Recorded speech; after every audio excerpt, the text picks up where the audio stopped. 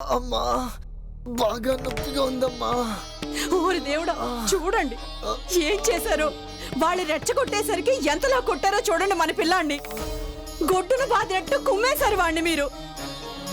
అయ్యో, బొమ్మలా నిలబడి ఏం చూస్తున్నారండి? కొంచెం వచ్చి మందు రాయండి. నీ బంగారానికి కోత పోయడానికే వచ్చాను. రే గుడ్డు బంగారం, నన్ను క్షమించరా. ఎందుకంటే నా వల్ల చాలా పెద్ద తప్పు జరిగిపోయింది.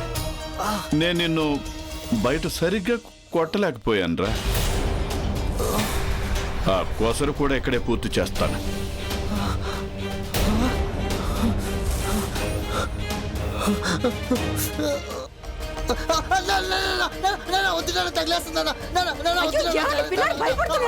వాడికి ఇంకా కర్ర కూడా తగలలేదు. చూసావా నీ కొడుకు వేషాలు?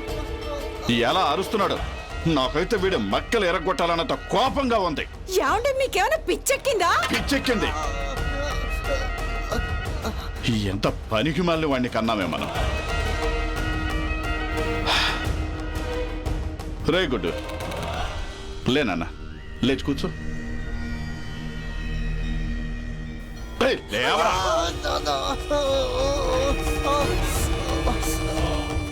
ఏం చేయనురా, ఏం చేయను.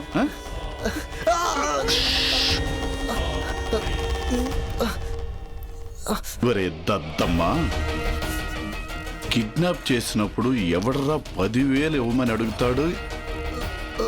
ఇంత పెద్ద వ్యూహం పన్నినప్పుడు కనీసం 50,000 రూపాయలని అడగాల్సింది కదరా నువ్వు. మీ నాన్న పరువు తీసావు కదరా. నువ్వేదో పెద్ద పుడింగి అనుకున్నాను. నా బుద్ధులు ఒకటి రాలేదు.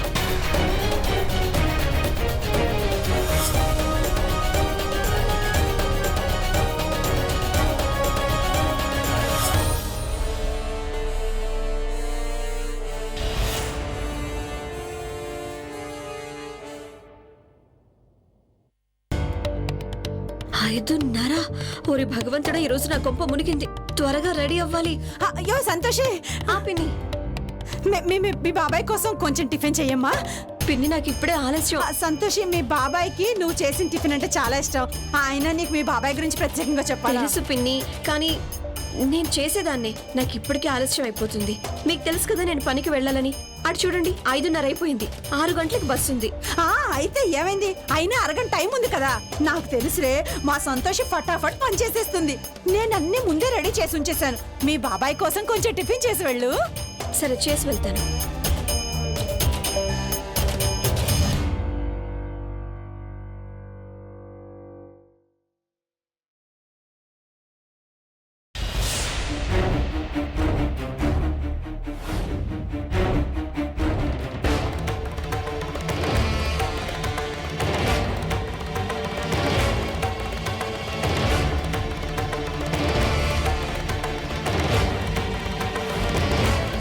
పనికి టైంకి వెళ్ళాలంట. చూస్తాను ఎలా వెళ్తుందో. నా కొడుకును అందరు ముందు చావగొట్టించి అవమానించావు కదా, దాని పరిణామం నువ్వు అనుభవించి తీరాలి సంతోషి. అమ్మా, అలాంటి వాళ్ళది నిజమైన ప్రేమ కాదు, అది వ్యామోహం. ఎగ్జాక్ట్లీ చిన్నత్త, నిజంగా ప్రేమించుకున్న వాళ్ళు అలా చేయరు. ఎంత మనసు విరిగిపోతే కన్న కూతుర్ని పట్టుకొని మా దృష్టిలో చచ్చిపోయా ఉంటుందా తల్లి? అది సరే అమ్మా, తన కూతురుతో తన మాట అనేటప్పుడు ఆమె మాటల్లో వ్యథ, కళ్ళల్లో బాధ గమనించావమ్మా? పెద్దబాబుకు బర్త్డే విషెస్ చెప్పు కూడా వెళ్ళాం కదా. ఊరికే ఎలా కాలిపోతుంది? మంట పెడితేనో పడితేనో తగలబడుతుంది.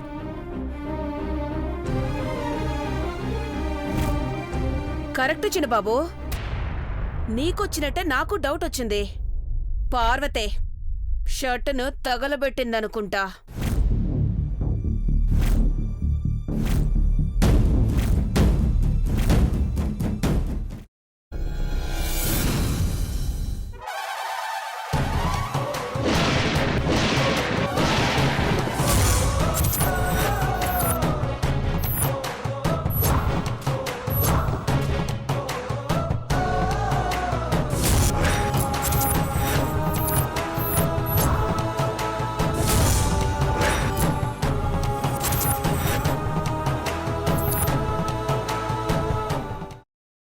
తీసుకున్న తర్వాత పొట్టు తీసేసి చాప్ చేసి పక్కన పెట్టుకోవాలి.